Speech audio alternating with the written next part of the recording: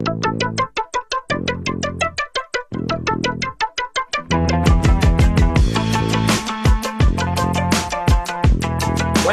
April the 8th edition of Donovan Bailey Running Things. Jason Portuondo alongside, you got it, the living legend, my brethren. DB, what's going on? You good? Another day, man. Another day. Just praying for winter to be over soon, and either for winter to be over soon, or I get on a plane in the next few days.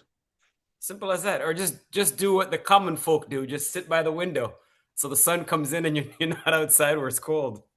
That's the easiest thing to do, but I ain't trying to do that. Right? I know. Well, we can't all roll like you do, but you know what, man, there's a lot that has happened since the last time we conversed, and we need to pick up the dribble because, oh, by the way, congratulations. I heard you were the only guy that had a perfect bracket, speaking of picking up the dribble.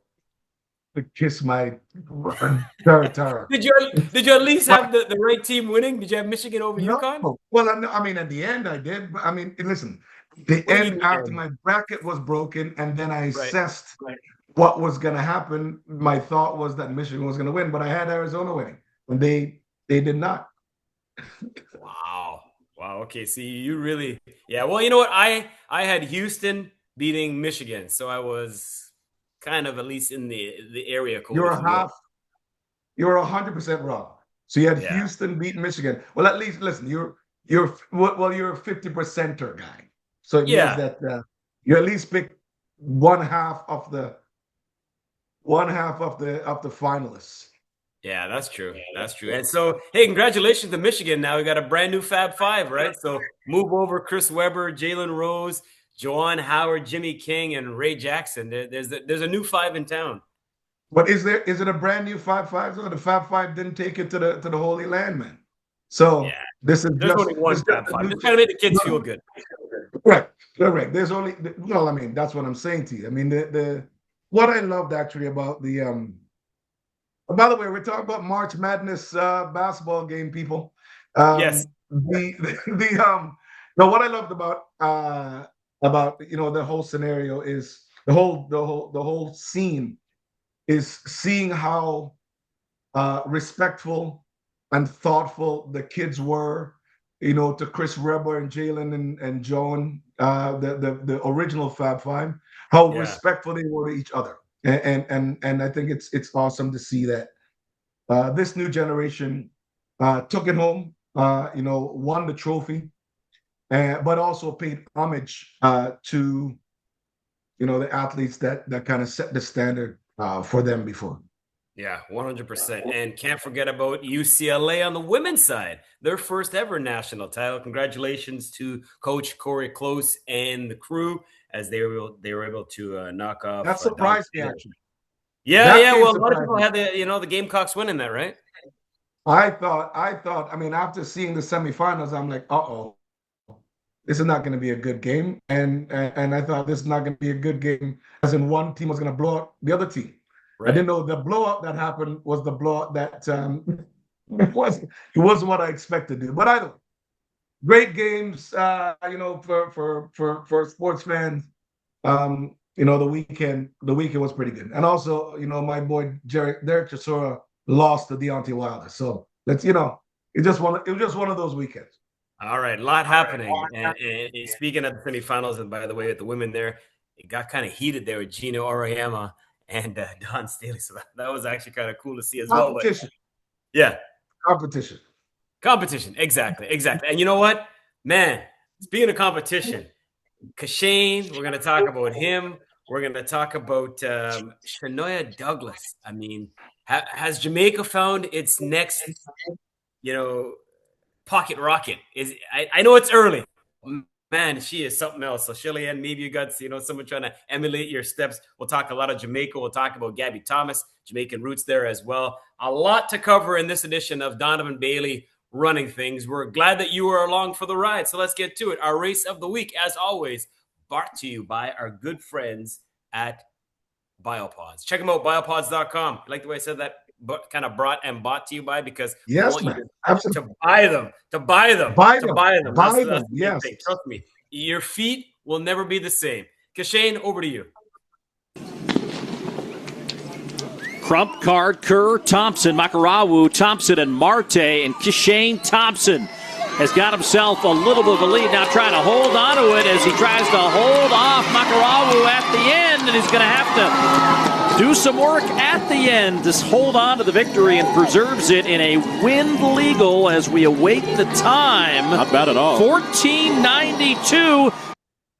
14:92 DB. So you know a little something about running the 150, and we realize there's a difference between running, a straight 150 and a 150 with a bend. But that was a hell of a performance either way.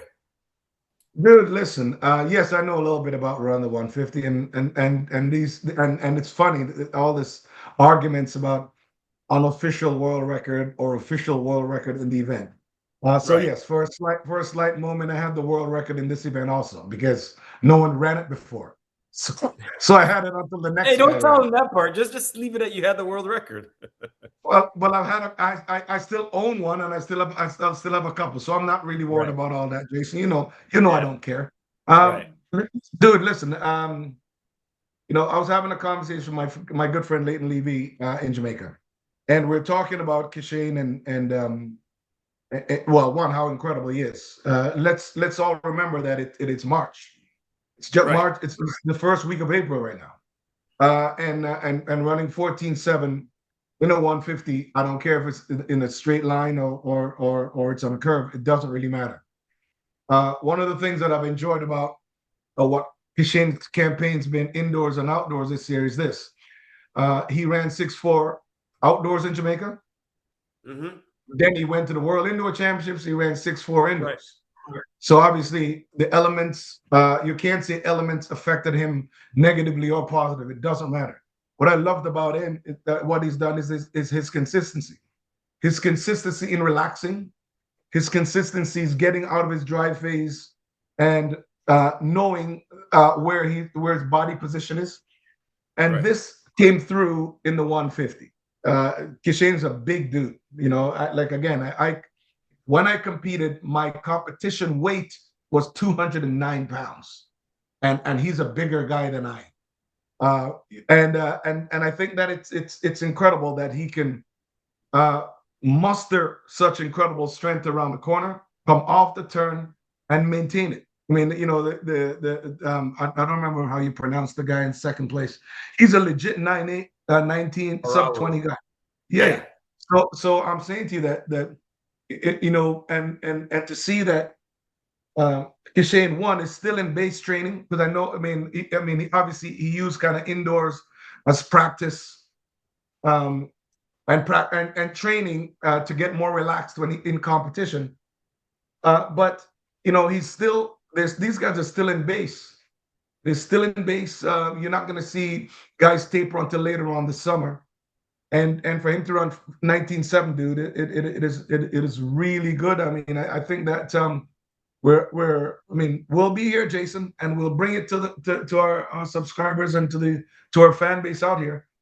But we are definitely preparing for an incredible summer. I think Kishane is ready. I think that he's doing some speed endurance running or training. For him to relax, for him to, when he gets to that, 75, 80 meter mark, for him to relax and let the race come to him. We know that, his drive phase out of the blocks is, his first 30, 40 meters. Although you'll have someone like Christian Coleman or some of the other shorter athletes that could probably match him over the first 30 meters, when he gets up, adjust, and kind of let go of the race and allow everything to come to him, and his breathing, his diaphragm is tall. He's the best guy, top speed wise. So it's incredible, man. He's gonna be good this summer. He's gonna be, it just looks good. You know what I mean? I just kind of like what he's doing and kind of maybe embracing his speed, embracing his total speed, and embodying, who he's supposed to be. Well, peeking ahead, you talked about Kishane and his outdoor season. Well, May 23rd, Gem, the Diamond League. This is what we're looking forward to. Letsili Toboho, Kishane Thompson, Christian Coleman, Kenny Bednarek, Trayvon Bromell, Akani Simbine. So far. So that just will whet your appetite. But yeah, Kishane, 14.92 legal win of 1.3. Win was not legal for Akeem Blake. What's that?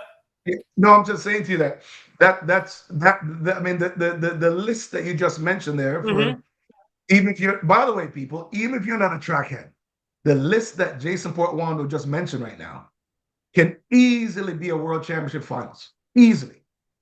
Right? 100%. Easily be Olympic final. Easily. Yep. I'm talking about right across the board. That's how much talent you got. Akeem Blake ran a 9.84 also at Miramar. Win wasn't legal. It was 2-2. So okay, we get that part, but still it's a 9.84. Tate Taylor, I think he's like 18 years old. We got so many young people we're going to talk about on this edition of the program. He was second in 9.95. Rowan Watson rounds out the top 4 at 9.99. For Akeem, dude, listen, it's base training, bro. I mean, you're still base. I mean, you're still base, and and you know, over the next couple of weeks, you're gonna adjust to outdoors, and maybe do a little bit more, you know, just speed endurance adjusting, getting ready for the outdoor season. Running 9.8 with a positive 2.2 win at this point tells me one thing: Akeem Blake is ready to, you know, dip his toes in the sub 9.8 range. He also is, whether it's been injuries or, you know, or just race scheduling or whatever, he is the forgotten guy in Jamaica. I mean, I'm talking about the top 3 sprinters that are there. Akeem was consistently top 3. Right. And obviously Brian Lavelle is taking that over. So we've got Oblique, who has not competed this year. We have Kishane, who just did. And then Brian Lavelle, who's wrestled that spot or placed himself in that spot. Akeem is the next guy. You know, Akeem is the next guy that has the capabilities. The consistency that he's shown indoors running 6.4 also says that he's capable of running sub 9.8. You know, I'm dying for him to run it, and also dying for that 4x1 relay to line up. I know the relay is the consolation prize of every single Olympic Games or World Championships or major championships, or even the relay championships that is coming up in Botswana. But I'm saying to you that, you know, if Akeem is running 9.8 this early in the season, it simply means that he's in shape, and he ran that without getting any injuries. If your body is capable of going 9.8 without you tearing muscle fibers, it simply means that you're ready to run 9.8 legit, especially with only a 2.2. And so, again, with him, Akeem, I'm looking forward to see what he's going to do. It's funny you mentioned the 2.2 win, because I saw something would have been within the last week or so, and it said that they're thinking of moving up the win from 2 to 4 to make it legal. And I was like, what? And then it was an April Fool's joke. So just like, could you imagine? Thank you. Oh, damn, I can go sub 12 with that type of win. Can make it back. Yeah, that's crazy. Oh, man.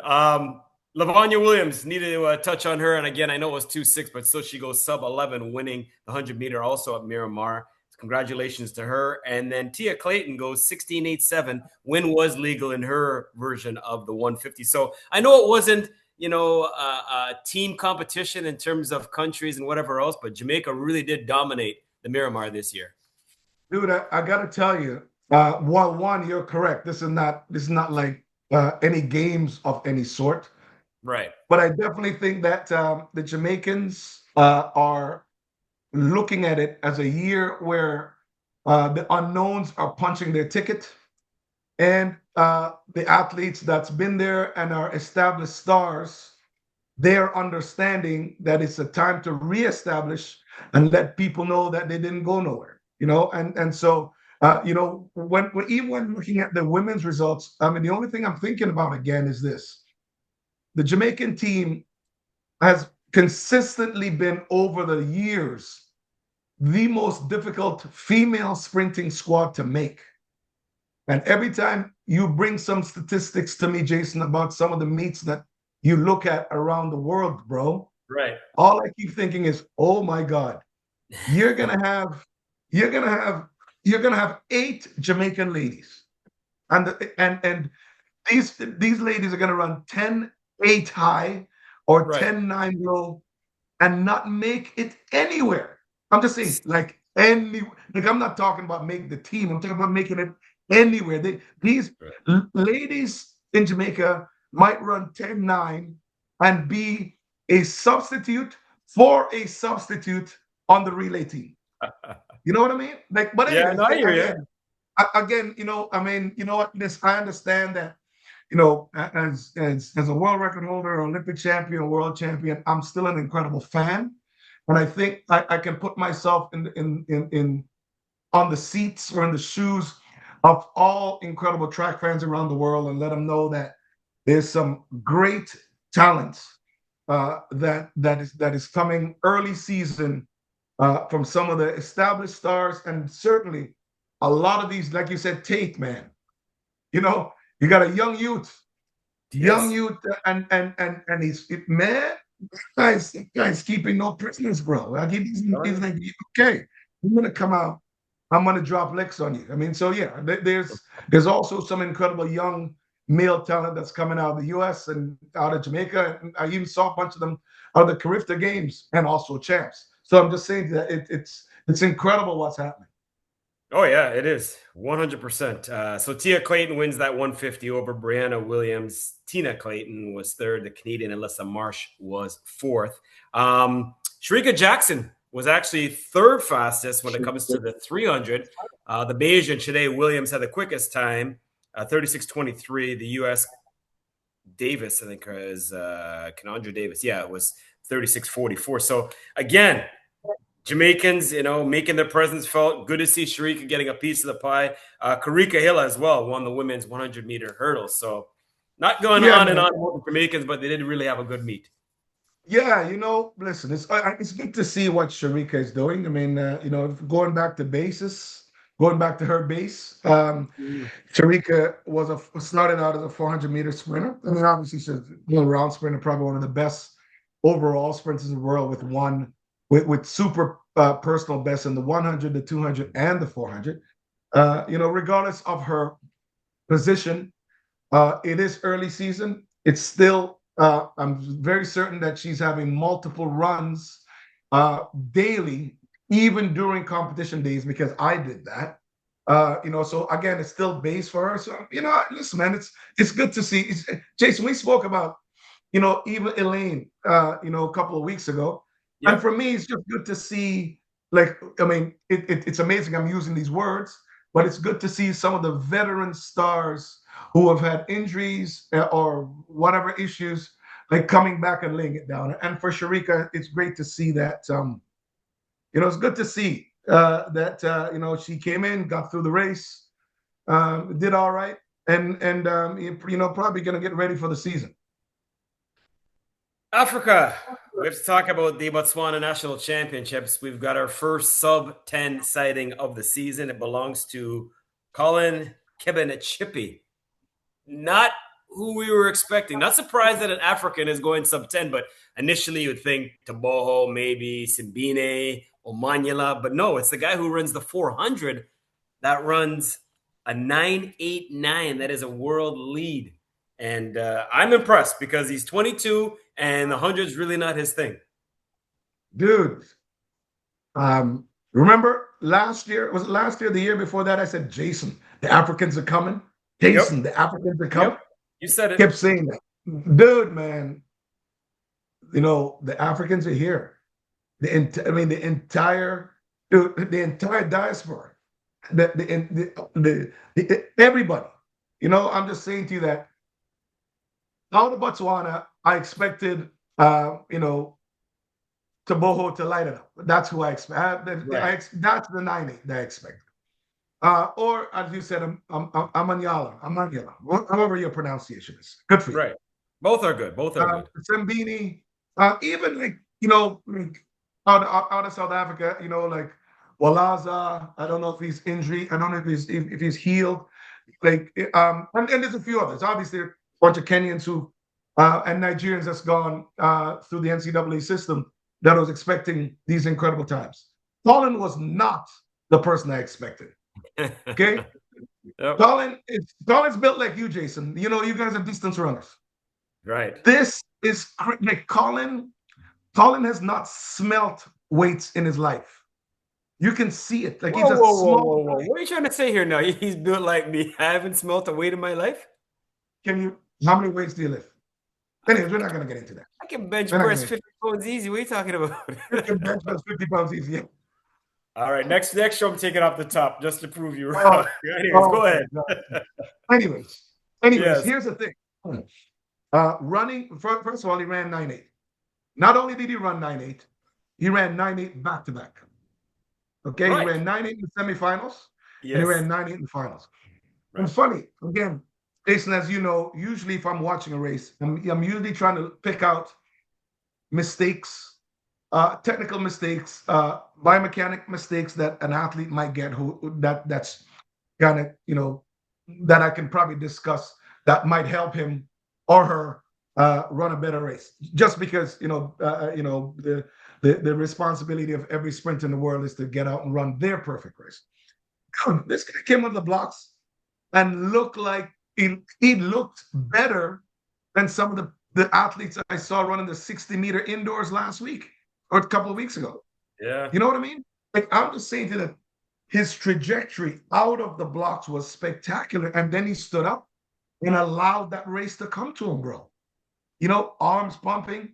So I did not ever expect to see this kid run 9.8. But if he runs 9.8 back-to-back, it means that the 400-meter world record is in jeopardy. Because, you know, his personal best was 10.5. 10.5, Jason. That was his personal best. Yeah, so 10.5, you're right, yeah. If his personal best was 10.5 and he just came out and ran 9.8 back-to-back, again, if I'm doing math, this guy can go through the deuce easily in 21. Like, I'm just saying, chilling. Like 21, 20-point high even. Who the hell knows, right? and this is a 400-meter guy, right? So he looks like he can break the world record. I tell you, I think that however the Botswanians were training, because there's no major championships this year, those guys have been training and dreaming of putting a serious ass whooping on the Americans in the world and at the world. At the world relays. I bet you any money. Botswana want to take first of all, the Botswanians, they want the 4x1, and they desperately want the 4x4 again, but they want it over the U.S. And the U.S. is not going to send a team. It's just terrible. Anyways, I'm digressing. Colin, spectacular race. Congratulations, kid. Huge upside. Fantastic, sprint, lifetime ahead of you. Definitely looking forward to see what you're going to run the deuce. Looking forward, just by him lighting it up, I'm looking forward to see what he's going to run in his first quarter. And I'm definitely going to watch the world relays because I think that Botswana is obviously a very patriotic African nation. And I believe that those guys are going to invite the world into their country and issue as much licks as possible. And then everyone can enjoy themselves and they can send them all back to where they come from. 12th African, by the way, to go sub 9.9. Topping the list, 9.77.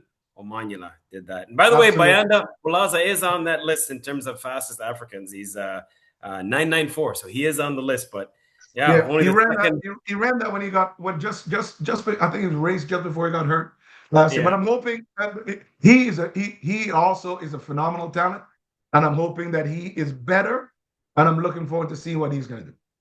Only let's see. Tomorrow is a faster Botswana to get it done. All right, so we talked about young stars, and there is a plethora of them that we're going to discuss on the program. Shanoya Douglas, let's go there next because she's 18. She's breaking all kinds of U20 records. We've got not enough show to mention them all. Let's just say this: her type of resume does not need a cover letter. After what she did at Champs, she comes back and she backs it up at Carifta. So, I mean, she's unreal, man. Unreal. She is. We always talk about generational talent and what that does. I mean, we're seeing it with Gout, and I've seen it with many people, obviously. Saw it with Usain Bolt, and Usain Bolt was. We know he was a generational talent. We were talking about it from he was a teenager. Didn't think he was going to be that great, but clearly he became the greatest. We didn't say that. I mean, when Usain was 13, 14, he didn't talk to him about the 100 meters, even the 200 meters for that matter. You know, they thought it was going to be a 4-2 guy. What we're seeing in Shanoya Davis is that generational talent, right? Douglas. Yes. I apologize. I'm all good, man. All good. Jason will correct me. But what we're seeing in this young lady is exceptional. I mean, Jason, you know, I hate missing champs. And the only thing that takes me away from that is something that I have to do with my kids or work. And I missed champs this year to see what she's done, to see what she did. But you know what? There's videos, and you get to watch and see someone who is that young, but easily can jump in and be the #1 superstar of most countries in the world. There's probably maybe just a small handful of countries where she would not be the #1 sprinter today. And she, like you said, she's a teenager. You know, man, she's incredible. Certainly, you know, one of the young athletes. It's amazing that you mentioned earlier that someone like Shelly-Ann Fraser, who's, you know, one of the greatest sprinters, not just female, one of the greatest sprinters of all time. She's retiring and kind of riding off in the sunset. And just when you think that Jamaica is going to ease off the gas, here comes another athlete that can, like, not only, first of all, you have Jamaica, which is probably already 10 deep without Shanoya, right? And then you have Shanoya stepping in. So, man, yeah, I think that our sport's in great hands with exceptional generational talent like hers. Unbelievable. She already owned Jamaica's, you know, U20 mark in terms of the 200, and she lowered her own mark. So she blazed up the competition at Champs. She blazed up the competition in Carifta. So her time, by the way, 22:11, that's top 10 all time for Jamaicans. So she's up there with like iconic names like Fraser Price and Ati and Hira, and of course at the top of the list, Jackson is like, and she's 18. I know that. And isn't that crazy?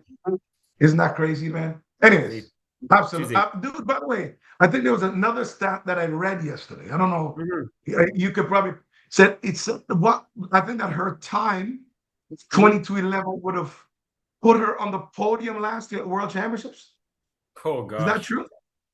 I'd have to check that. That's crazy to think if it would. I'll look that up while you're doing your next.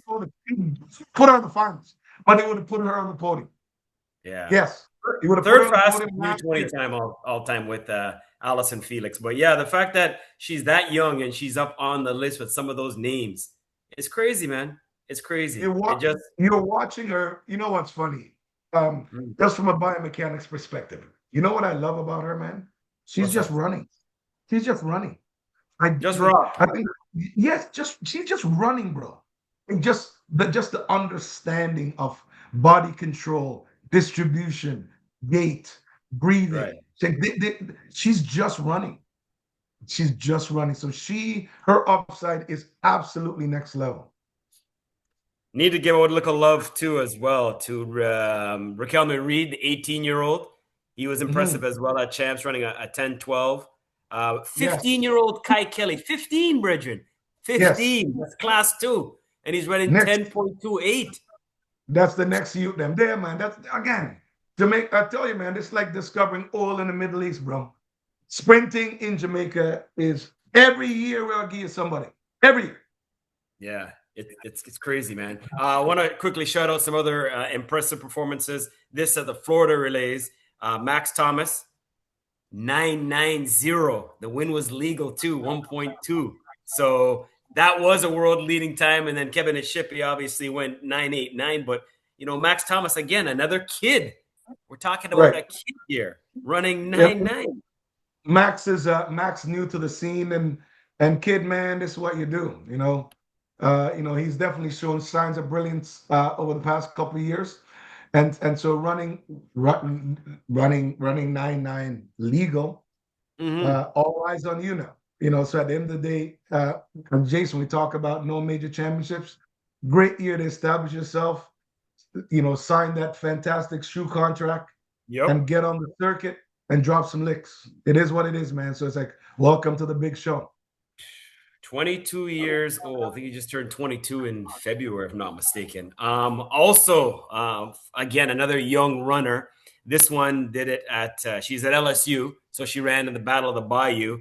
Ella Onojuvwevwo, a world-leading 49.59 in the 400. And again, she's 20-odd years old. I think she's 22 or somewhere around there. But we talked about having so many young names on this program, but here's another one, brethren, that we got to throw into the mix. Ella. Well, I mean, again, congratulations to her. I mean, I understand. The LSU track was where I first broke sub 10 and the Canadian record. That's where I was. So I was in Baton Rouge for a year and a half. So I get the track, I get the environment, I get the weather. So fast times out of LSU is absolutely expected. Yeah, first tiger to go sub 50 indoors or outdoors. It's 21, by the way. She's 21, so I was going to get that out of the way. But yeah, she was just blazing things up. So yeah, there's so many accomplishments, and let's just say this, DB, the future's bright. Future's very bright. Exceptional. I mean, I'm just saying that we could really dedicate a podcast, an episode to athletes between 15 and 20 alone. Don't even mention anybody else. You know what I mean? Yep. Or we could go from just students. So it can be and we can start at 15 or 16, all up to obviously whatever the oldest college athlete is. Well, mind you, what am I saying?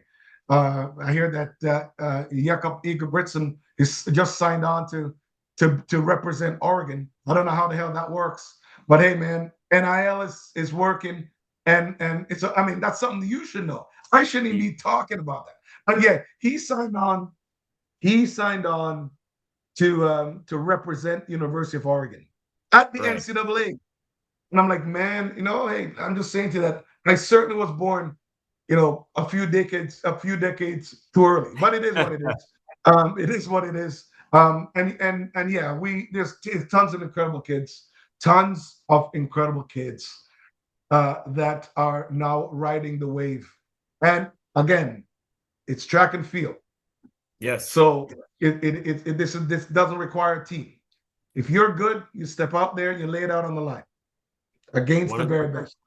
Yep, 100%. And by the way, Jamaica for the 40th straight year. That's crazy to think. 40th straight year they topped the medals table at Carifta. 40 years in a row. It'll be another 40 years. Wow. Not disrespecting any of the island nations out there, but it's not even close right now. Not even close. All right. What is close? Time for us to run that anchor leg the way we wrap up every edition of this program. A cleaning stage with Donovan Bailey is pouring it on. Yes, indeed. Never get tired of hearing that.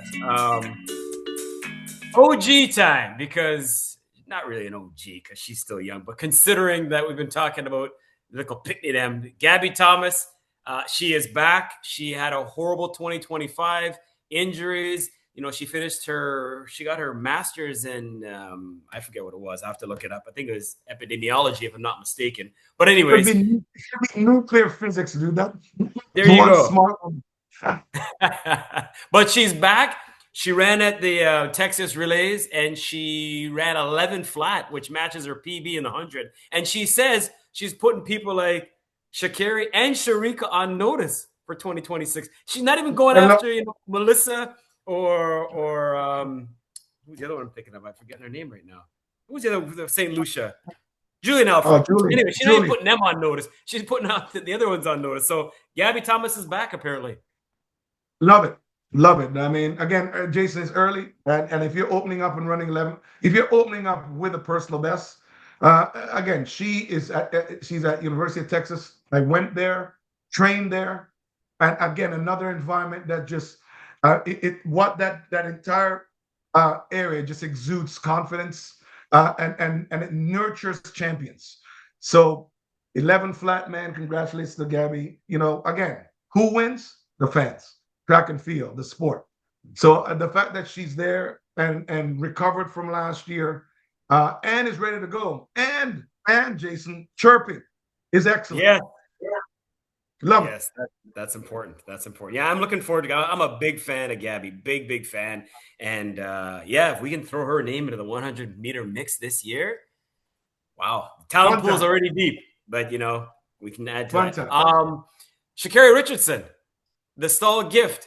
We have to talk about this. It's a rare event. It's a staggered event where, depending on your speed and your class, your form, all this stuff, they come up with a formula. And she was starting from scratch. She ran down the entire field, only the third woman ever to win this event. And yeah, she looked really good doing it. First of all, for those of you who don't know what it is, it's called the Stawell Gift out of Australia. It is hard. It is very hard. Mm-hmm. It's a one-off. I think it's every year or every other year that they have. You need to check it out. I think it's fun. It's like a fun track meet where what you have is the number one or a fantastic world-class sprinter goes against people who are athletes who are I guess in their prime, and then they're running a specific time. So, for instance, if someone's running 9:8, then there might be someone in the race that's been staggered that runs 10:2, 10:4, 10:5. Did you say Sha'Carri win? I think that's awesome, dude. Like, I mean, it is very, very tough. Psychologically, it's even tougher because you're giving a bunch of people a head start already. It's kind of like it's kind of like running in a headwind. But man, listen, congratulations for her. I saw that Christian went to go do that too. Yeah. I tell you what. What's unfair? One, let me say congratulations to Sha'Carri. Right. Two, let me explain how it works, especially on the men's side. People, this is the middle of their track season in Australia. This is the middle of their summer. So if you have a sprinter coming from North America who just came off indoors, and you're competing against athletes who are in the middle of their outdoor season, it is unfair. They pay you a lot of money, but It is unfair. But listen, it's fun. It's a fun event to watch. The Australians have always been exceptionally supportive of track and field, and I've always been unique in putting on, competitions like this. So for those of you who don't know what it is, please Google it. I mean, but it's fun. Yeah. It's fun to do, and certainly, listen, congratulations to Christian for not getting injured by trying to overstride to catch them jokers. But for Sha'Carri, man, that's excellent. I mean, she's in great shape. And by the way, it's on a uphill grass track. We didn't put that. Jason, I know. Right? I've been there. I know it. Yeah. No, I know you know, but I'm saying for our viewers and listeners out there, they may not know this. But it's by the way, yeah, only the third ever to start from scratch, so to win from the very back. How much of an advantage would you give me if we had that race, so I would have a chance? A city block? Now or back then? Now or back then? Back then. Oh well, I mean, but what they'll do, man. But I'm saying it's not even how much, but we don't get to decide that. Right. How fast you run the 100? So right. So they would have lined me up like as the world record holder, stuck you somewhere. You might be 50 minutes away from the line. You're like, I'm gonna grab it. I'll need every inch of that. Absolutely. So it might be that. But anyways, like I said, it's good fun. It's good fun. Oh, for sure. It's good fun and not disrespecting our sport. Yes, no, it isn't. Okay, and speaking of OGs, we got to touch on Shanoya Miller-Webo, her fastest deuce since 2022. She was able to win at the Florida Relays as well in Gainesville. Congratulations to her. Even more impressive, two 14-year-olds broke records for their age category. Cameron Daly of the U.S. was second, and Melanie Doggett as well was third. But two 14-year-olds in behind Miramar. Well, we're just talking about, the sport being in great shape with some of these young kids. You know what? There's a couple of things. There's one concern that I have, and I was talking to a coach friend of mine yesterday. I just hope to God that a lot of these coaches, because I just hope to God that they're not giving these kids like professional workouts or professional training. Right. Yeah. You know what I mean? Like you just sometimes too early is, will cause burnouts. So right. Congratulations to the young kids. Again, that's awesome. And to Shanae, man, listen, post baby, I think she had a child last year, right? Yeah. Yeah. 2023. I'm certain she had a child last year. But I'm just saying to you, I mean, if having a difficult year meant that you have a child, then that's incredible. We know, the female body can bounce back, and it's bouncing back right now for her to run one of the fastest times she's ran.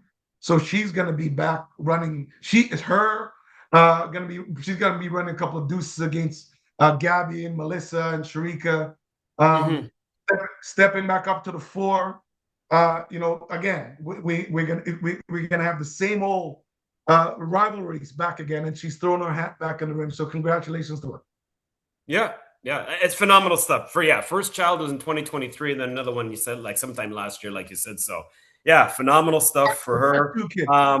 Couple other quick things.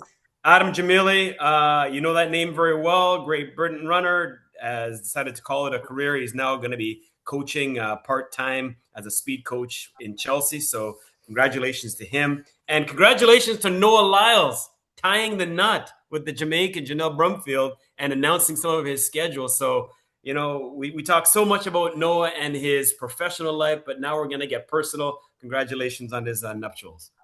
2 things, dude. Okay. Adam Jamili, good youth, yes, man, good youth. I know Adam well. Right. Good, just a good guy. And I mean, it's saying a lot about how old I am that I'm talking about being a good youth. I just remembered, sitting down and I think I was having coffee with him and his mom in London. And I'm like, man, this kid, and I don't know what he was at that time. It's probably 18 or 19. Anyways, congratulations on a stellar career for him. Really good guy, obviously transitioning from, competition and onto being a coach. Definitely, a testimonial recommendation definitely come from me about him. Absolutely great person. So I mean, that's fantastic, dude. I mean, and also to Noah Lyles. Here's the thing. Yeah, I don't get into people's personal stuff because I'm still that person that covets my privacy, especially the one with my family. Right. But I got to tell you, Jason, here's what happens. Noah Lyles is in love, bro, and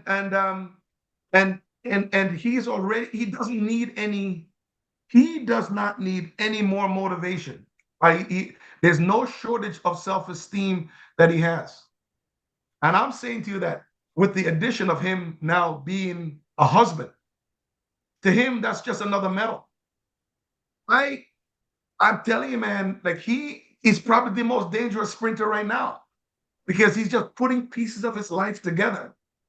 You know what I mean? Like he's almost like putting all these pieces of his life together so he can completely and utterly focus on going down the line or coming off the 200-meter mark or whatever.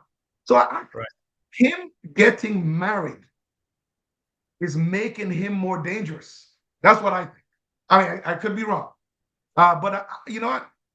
Super congratulations to him. Yeah. Certainly none of your business, but you put it out there. Nobody's business. Nobody's business.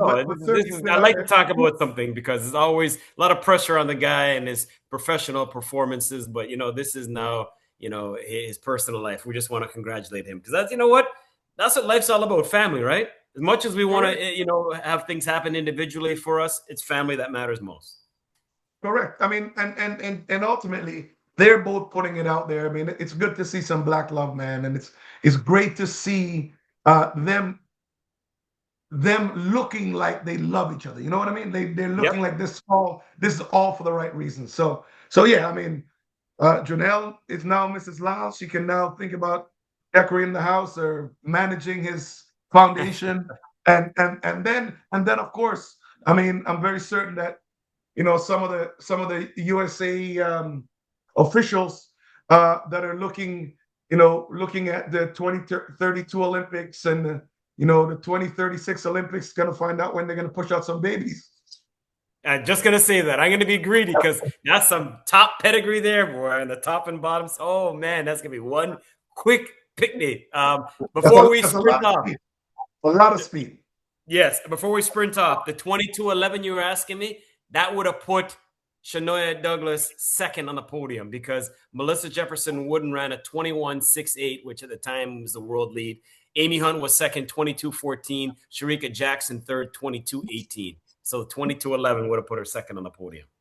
I love you, my brother. I love you, my brother. You get it? This kid would have been on the podium, second place. That is crazy. It is. Anyway. And with that, wraps another edition of Donovan Bailey Running Things. Please continue to share, download, follow, like, subscribe, comment. Good or bad, we like to know what you're thinking when you watch this podcast. Jason Portuondo saying, as always, thank you for the company. My man, DB, always a pleasure. Take us out. Absolutely. Until next time, peace out.